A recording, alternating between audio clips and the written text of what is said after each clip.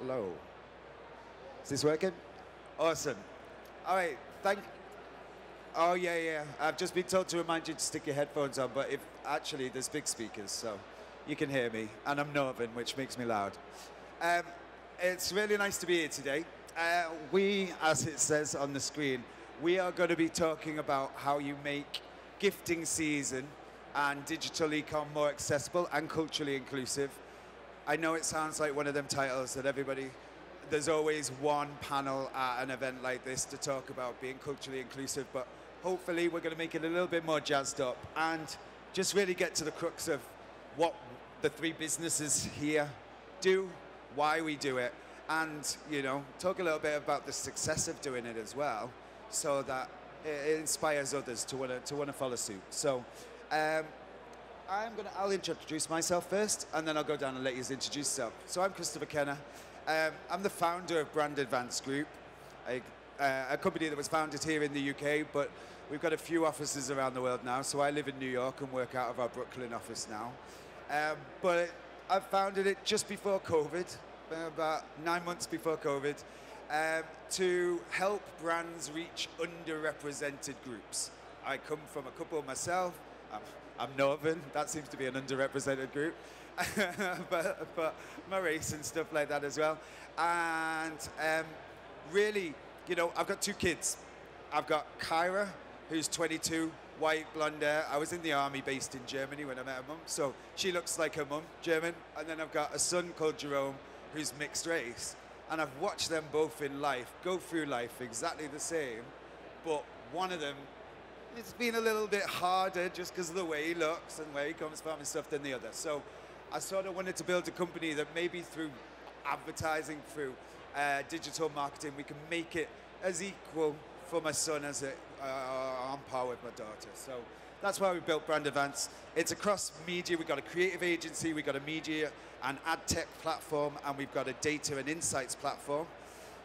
So it's a bit of an agency group now. There's about 4 companies in the group. And yeah, we've got offices in Germany, France, the UK, the US, and there's a couple of people in India. So yeah, it worked. So, do you know what I mean? It's only 5 years.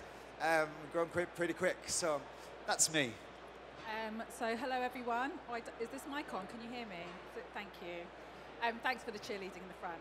I'm Debbie Ellison. I'm the Global Chief Digital Officer for WPP's end-to-end creative commerce agency. We do all things commerce, so physical retail, helping brands show up in really brilliant ways in physical stores, as well as all shades of e-commerce, direct-to-consumer, marketplace, social commerce, and also looking at tech and innovation and how they can help step change brand and commerce experiences. I guess the reason why I'm on this panel is because that's my day job. I guess the other job I have taken on board is really to drive not only inclusive transformation for our own organization, but actually for our clients and their brands and how they show up to underrepresented groups as well. I think that there is so much more to your point, Chris, that we can do. And actually we set up the Inclusion Experience Practice, which is a consultancy specifically to help brands understand how to communicate, how to engage with, as I said, with underrepresented groups. Like Chris, I've got 2 children. They're both mixed race. I am a complete smorgasbord, Filipino, French, Moroccan. My kids are all of that, plus Jamaican. And I think actually if you look at the retail space through their eyes, you'll absolutely understand that they are not being engaged and communicated to in a way that's relevant for them. What that means for our clients is they're missing out on growth opportunities, and that's where we come and get involved.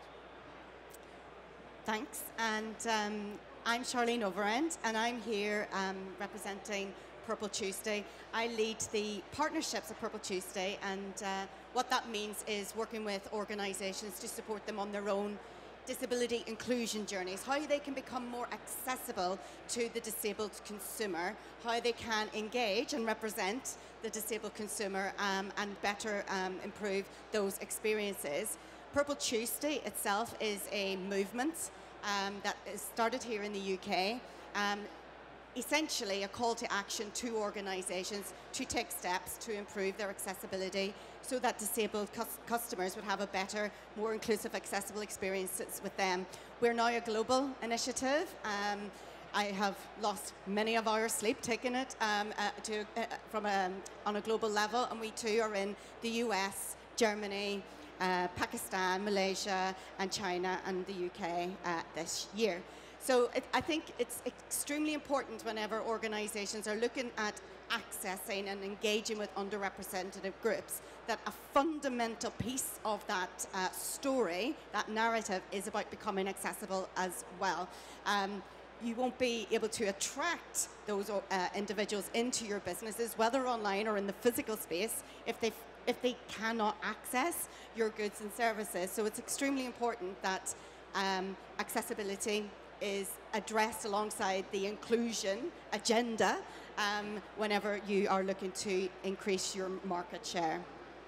And I'd even add, because I love stats, that there are 12.7 million people in the UK, which is only a country of 67 million, is it? But 12.7 million people with a registered disability in the UK alone.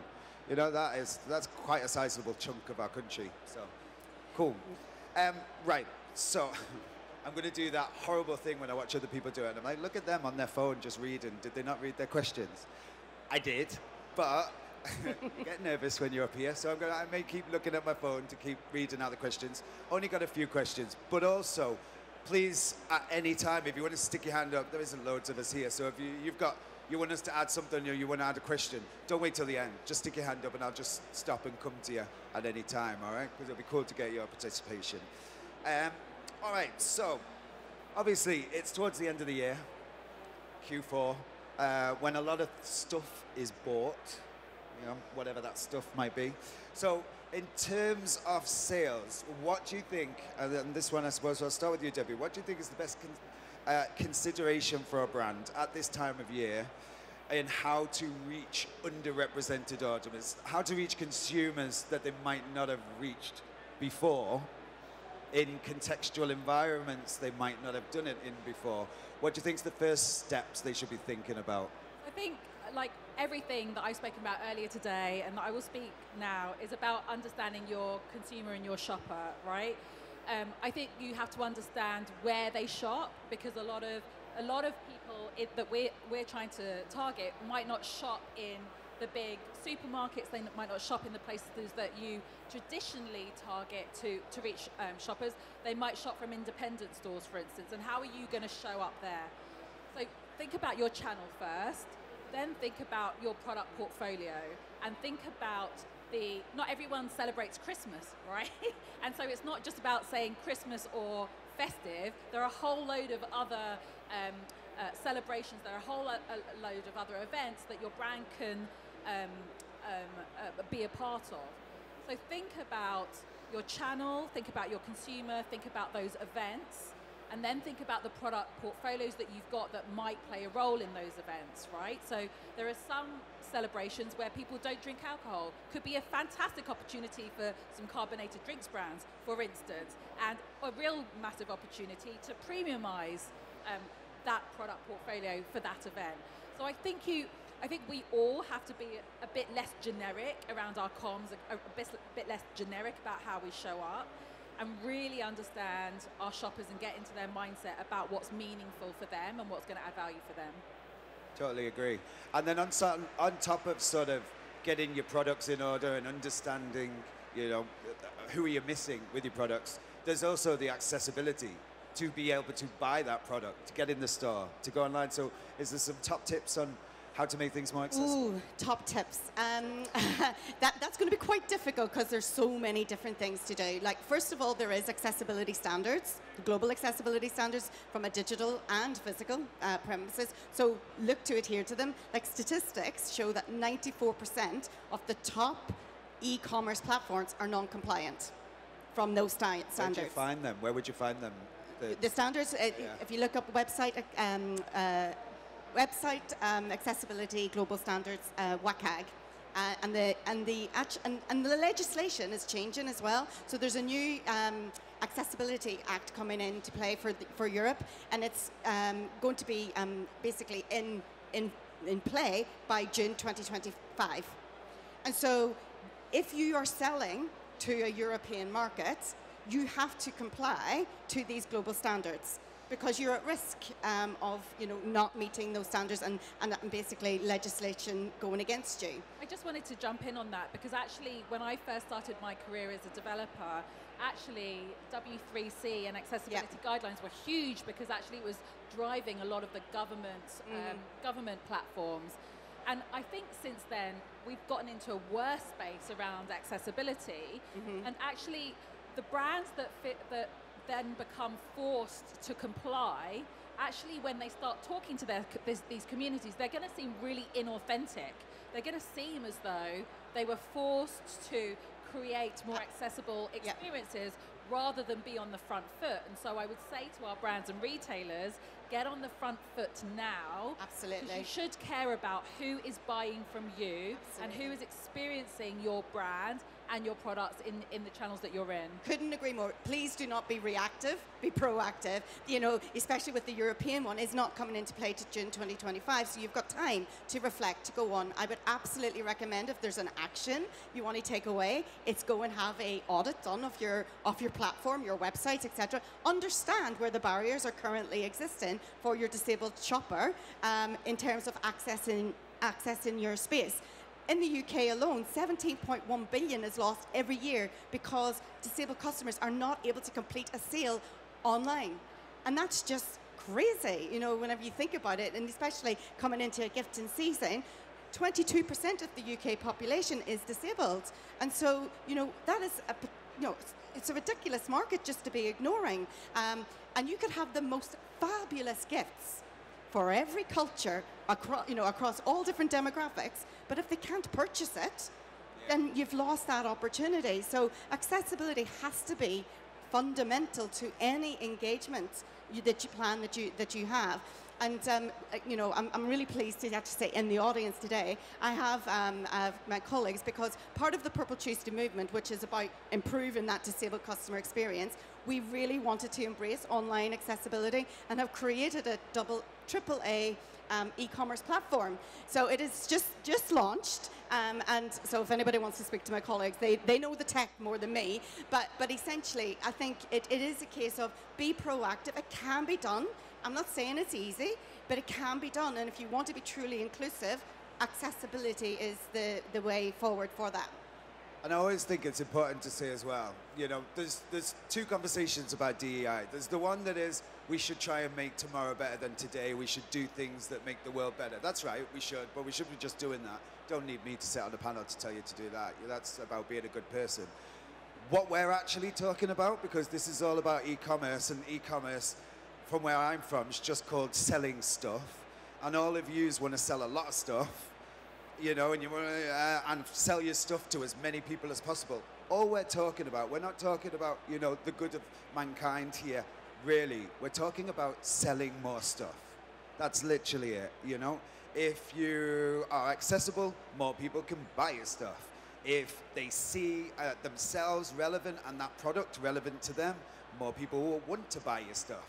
That's all it is. I think sometimes when you start talking about culture and diversity, you can sort of start thinking, oh, that's about the makeup of my team. That's about an ERG. Is that what it's called when everyone gets together? Yeah. When everyone gets together. When you try to make things better. Do you know what I mean? And sometimes it can just invoke the wrong thought process when actually we're sat here to talk about how can we reach more people. I want to just jump in there, because I think there are so many conversations that are happening in so many theatres about where we're going to find growth for our business. Yeah. How can we make our customer experience more connected? How can we make sure that we have the right tech stacks to deliver the right communication messages in the right channels at the right time? Think about these audiences. This is where you're going to find the growth, right? There is, you've quoted a stat around how many people are disabled. I think you said 22%. 22 in the UK and 17 globally. Right, 40% of Londoners are non-white, and that's going to be the same percentage in the UK by 2030, I think. So if you want to find growth, this is where you're going to find it. And I like that we're tying this into a business metric and not a D&I tick box metric. Yeah, because it is. It's about growth. Because then you got enough money to make a big stall and come here next year.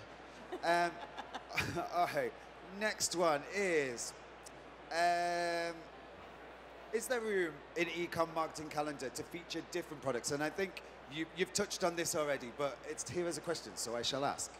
That appeal to different consumers, you know, during Black Friday, etc., Boxing Day and Christmas and stuff like that. So I think, you know, we've got very used to seeing the same places wheel out the same products that are geared to that holiday, whereas there are other holidays like Diwali and Yom Kippur, and do you know what I mean? So, and how do they think about that? Yeah, so in my mind, I think we're so still behind the curve on this. So if you go into a supermarket, there'll be a special aisle, right, for a special event. I think actually in e-commerce, it's even worse, right? So you'll have a lot of products, to your point, that are branded specifically to celebrate Christmas.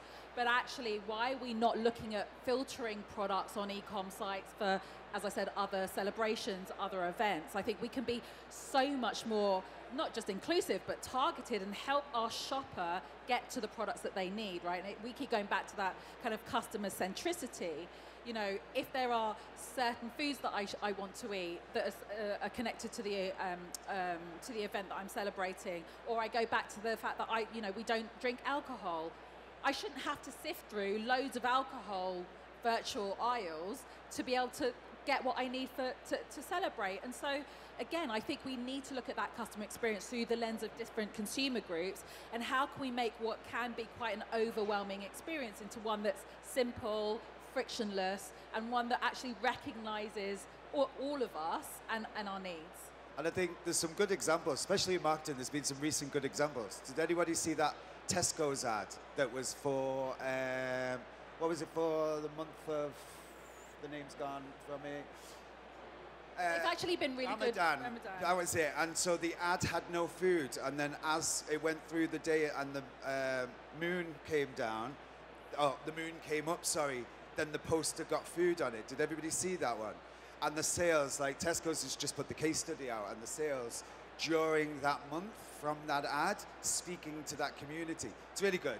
I have not done it justice, but I don't work for Tesco's and we didn't make it, so. I mean, but to be fair, Tesco's have done a really good job, not just in terms of gifting season actually, but through their Tesco food love stories. They've really, really understood different people, different setups, family setups, different cultures in a way that's truly representative. And I think that, you know, I remember it when they first started that campaign, and my children remember it because, you know, there was a Jamaican family and my kids were like, yeah, that's us. Like, that's literally the conversation that we have over dinner. And so I think that's what we're trying to create, is if we're trying to create connected customer experiences and commerce experiences, you have to connect emotionally with people as well. And that means understanding them. Absolutely. And I think you had the key there, has to be authentic. It has to be authentic. You have to be able to see yourself in it. We did a survey last year, and 76% of the disabled people surveyed said that they prefer brands where they can see themselves represented. And it's, you know, and whenever you think then of the diversity of disability, you know, we traditionally, because we think of the wheelchair, because of the international sign for disability is the wheelchair, but actually only 8% of the disability community are wheelchair users. You know, and so again, another, you know, misconception that you have of, well, what do we actually mean by disability? So whenever you're looking to engage that community, engage them, ask them, that, you know, get their contribution as to, because then that will inform your brands and your advertising to get really truly authentic campaigns off the ground. I think one of the really great recommendations that was made to me was, you know, if you have an e-commerce platform, try navigating through it using a screen reader, or trying, or unplug your mouse. Exactly. And so you really get into the space of what some of your consumers might be experiencing. And as Chris was saying earlier, it's just such a huge growth opportunity for brands, especially in times of pressure as we are in now, when we will be into next year. Yeah, I'll give you an example. So I'm not letting you speak, Chris, I but know. as an example, in terms of like accessibility, if you stylistically choose to use all capitals in your, on your website, screen readers read that back as an acronym. So you will be welcome to WELCO. That shopper has gone. He has just jumped off and he's not going to finish his shopping because he's like away. And it doesn't take much to change it. It's not like a financial implication to your business, just to simply be sentence case so that it's easily, you know, accessible by a screen reader. So that's a really simple tip that you can take to be able to change the accessibility of your homepage. I love it. So, we've just given a few tiny little tips. But if everybody here was to take them tips and now start, you know, thinking about different audiences, and from tomorrow start, you know, doing their e-commerce in a different way and smashing it, how would you recommend we can measure our success in this area, you know? So whether some people here will have already started it, different communities will already be important consumers to them. Some people will have never done it before and need to go and start doing it. But how do you measure it? Because do you measure it the same as everybody else? Is it a measurement the same? Is it just a consumer? Or do you change it a bit because you're actually, you know, you're doing something different, so measure it a little bit different. What would you suggest? Yeah, I mean, for me, absolutely it will be sales, right? Right, you said that it was a growth opportunity. Being inclusive is a growth opportunity. It should deliver increased sales, right? So that's not any different. I think there is also a percentage of users that actually, I think about 80% of people believe that if you are more inclusive as a company, people are more likely to buy from you, whether they're in underrepresented groups or not, right? And so I think you could also measure brand equity scores around how people view your brand and how you are showing up to them with a sense of purpose and a sense of inclusion for different shoppers. So I think if you look at brand equity scores and if you look at sales, those are the two, I guess, areas that you can start to measure. Couldn't have said it better. That's literally what we do whenever it's an e-commerce client. And I did there for you. Yeah, no. And we add all the different parts of sort of brand lift. So what's consideration, and we break that down by different communities as well, rather than just one brand consideration. Brand equity, break it down by the different communities. What did you think about X brand? And then, oh, we've got a question. Sorry. So it's a slightly different angle to the disability point that everybody was making. So I come from the translation and localization industry, so we help with languages access. One of the very, you can call it strange or whatever, is if you look at Indian market, it's a hugely ignored market at the moment. Even the biggest e-commerce company doesn't have it accessible to most Indian. But, you know, one of the strange things is that a lot of people in India, let's say about 30% of the 1.4 billion people, don't actually write. So there's a learning disability kind of a thing in the sense that they don't type in. So they don't use mobile or a computer to do the searches. So voice search is what we are, in different languages, is what we are helping one of the customers who recognize that a large part of it's a sporting company, and they spell, and a lot of sports in India are in rural areas where they are regional languages, and not only regional languages, but dialects. Now, you can't be translating everything, right? But voice there actually helps a lot in doing searches, because while the script can be anything, a lot of the words are the same.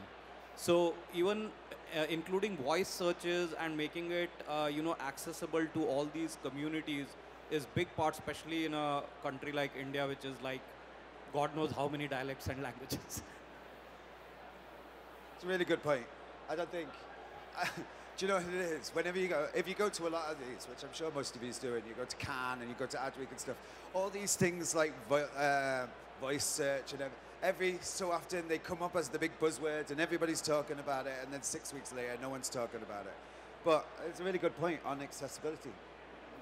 Accessibility, exactly, in terms of literacy, but also in terms of just the landscape of which those products are being sold. I think the point that this gentleman was making about how do you also make sure that your goods can actually get to the people that are buying them, and there's some really amazing kind of logistical services now and opportunities. I mean, at Cannes, actually, we saw a really great example where some delivery points were being set up in the favelas, right, in South America, and that actually e-commerce platforms were delivering to those delivery points, and then people could come and collect their goods. So I do think we have to think about our consumers. We do have to think about what are those barriers to purchase, and then how can we as a brand or a retailer remove those barriers to purchase. And that's, for me, 101 of commerce and e-commerce.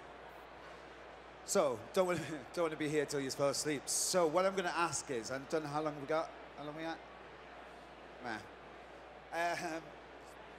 A takeaway, something that you think, you know, if everybody was to just go away and do one thing, if you'd implore people to do one thing, what would it be? Shall I start? Okay, go on then. Get your thinking hats on. Let me think. Make it profound, Chris. What would I get used to do? I know, and then I haven't actually got an answer. I just put myself forward. I'm biding time. We got here, and we were meant to have 20 minutes. And then as we got onto stage, they're like, yeah, 40 minutes. So we're trying to string it out. I would do, DMTR. Here you go. Right? Came up with this one day.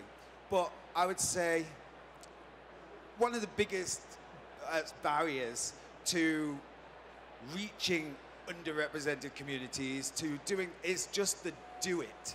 Do you know what I mean? That fear of getting it wrong, that fear of maybe I'll speak to that community wrong and there'll be a backlash, because we keep seeing things on the news of these major backlashes like Budweiser and stuff like that. But I would say, you know, especially if the focus of what you do day to day is to sell more stuff, I would say you sort of need to do it. So I'm going to give it a bit of an acronym, because I used to be in the army for 10 years and now I'm in marketing, and marketing has a whole lot more acronyms than the army, like loads. So I've got an acronym, and it's DMTR, and so it's do it. So just, you know, find a way, even if it's only a little bit, find a way to start doing e-com, you know, cultural marketing, if we're going to call it that. Mean it. So you don't need to be from the community to speak to that community. Just have a passion for, you know, not necessarily speaking to black people, but and selling your stuff to black people, but have a passion for doing your job really well. And if your job is marketing or your job is selling stuff, then the better you do that is by reaching everybody. So DMT is, once you think you've got it, train it to somebody else and then repeat everything. DMTR. So just, you know, get out there, do it, mean it, train it, and then repeat it. Your turn. I now know why you wanted to go first. I just think, well, I just come up with that. So I think, okay, so I don't have an acronym for you, but I would say remember two things: who else and where else. I think sometimes we can just have a determined idea of who our consumer is, what they want from our brands, how they experience our brands, how they buy our brands. Think about who else can we engage and where are they going to be, because they're not going to be where you're marketing or where you're engaging now. And I think that's really important. Everything you said is that you don't have to be from these communities to find ways to engage them, to bring them into your world, to buy your products, but you have to definitely try, and if you want to grow your business, then that's how you do it. And the acronym's oui. As in the French oui. Yes. Who else? Where else? Oh, I can't wait to see what you're going to come up with for me. Listen, I think it combines both what you're saying. In order for you to understand where to go and how to improve what you're doing, you need to understand where it's going wrong. So, first of all, undertake an audit. That is, you have to understand where it's not working, where are the barriers existing, and then to that point, upskill your people so they don't keep making the same mistakes again. You know, so any new product, new developments, new designs, etc., they're going to be done in an accessible and inclusive way. And, you know, the phrase, nothing with us, without us, include the different demographics that you're trying to engage with you on the journey, get their insights, get their feedback, get their involvement, employ them. That's, you know, get your insights in-house, because they're going to be able to help direct you. And I think I'm going to leave with a bit of a cheesy line. The greatest gift you could give this gifting season is accessibility. There you go. Love it. So that's doing it yourself. And if you've got loads of budget, like lots, go to Deb's. If you've not got quite as much, come to me. And if you just want realistic advice, come to me. But thank you for listening to us. And if anybody's so got any much, guys. questions, Thank you. let us know.